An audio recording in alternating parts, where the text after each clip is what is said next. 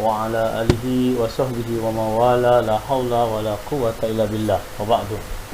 Allahumma salli ala Sayyidina Muhammad wa ala ali Sayyidina Muhammad.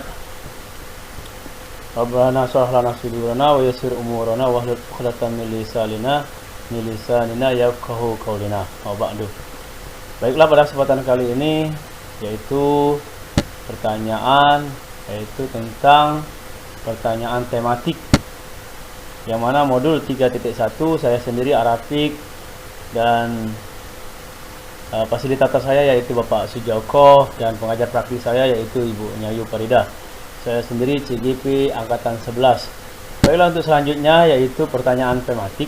Pembacaan tematik ini tentu kita semua bisa menjadikan diri kita bagaimana upaya untuk menjadikan satu pertanyaan tematik. Yang pertama yaitu apabila kita beranggapan bahwa sebuah sekolah adalah sebuah ekosistem. Sebuah sekolah adalah ekosistem. Dan disinilah bahwa ekosistem yang dimaksud adalah dengan faktor biotik dan abiotik yang ada di dalamnya. Maka faktor-faktor apa saja yang termasuk dalam kelompok biotik dan faktor apa saja yang termasuk abiotik. Faktor biotik meliputi yaitu murid dan guru, kepala sekolah dan pengawas serta komite sekolah. Faktor biotik meliputi sarana, prasarana dan keuangan. Selanjutnya yaitu yang kedua, bagaimanakah seharusnya seorang kepala sekolah berperan dalam mengelola ekosistem sekolahnya. Kepala sekolah menjadi manajer yang aktif dan efektif dalam mengelola keberlangsungan sekolah sebagai pembelajaran dan berkelanjutan terus-menerus belajar dan mengembangkan diri sebagai pemimpin. Selanjutnya yaitu yang ketiga, kemampuan apa saja yang harus dimiliki oleh seorang kepala sekolah sebagai pemimpin ekosistem sekolah, yaitu kepala sekolah sebagai motivator, kepala sekolah sebagai pengelola, dan kepala sekolah sebagai manajer dan penumbuh karakter warga sekolah. Kemampuan berpikir kritis, mampu menganalisis informasi dan mengambil kesimpulan dengan tepat. Kemampuan kreatif dan inovatif, mampu menghasilkan ide-ide yang baru untuk meningkatkan kualitas, yaitu kualitas pendidikan di sekolah, kemampuan beradaptasi. Selanjutnya yaitu yang keempat, apa yang harus dilakukan oleh seorang kepala sekolah dalam mengelola sumber daya sekolah secara efektif dan efisien. Tentu kepala sekolah mampu memotivasi, kepala sekolah mampu mengelola, memanage, dan memahami karakter setiap warga sekolah, melakukan perencanaan, pengorganisasian, penggunaan, dan evaluasi dengan baik. Selanjutnya yaitu yang kelima, seberapa besar dampak sumber daya atau fasilitas yang sekolah miliki untuk memfasilitasi proses pembelajaran murid saat ini.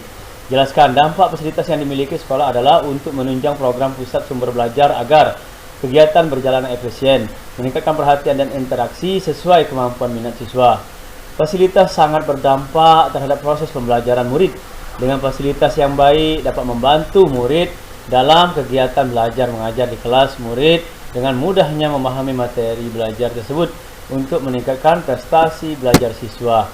Selanjutnya yang keenam yaitu sejauh mana sumber daya sekolah yang kita miliki kita gunakan secara efektif untuk mendukung kualitas pembelajaran di sekolah. Tentu ketersediaan sumber daya sekolah merupakan salah satu faktor penunjang dalam mencapai tujuan sekolah. Sumber daya sekolah yang dimiliki akan mempermudah peserta didik untuk mendapatkan haknya dan dapat mendukung kualitas pembelajaran di sekolah.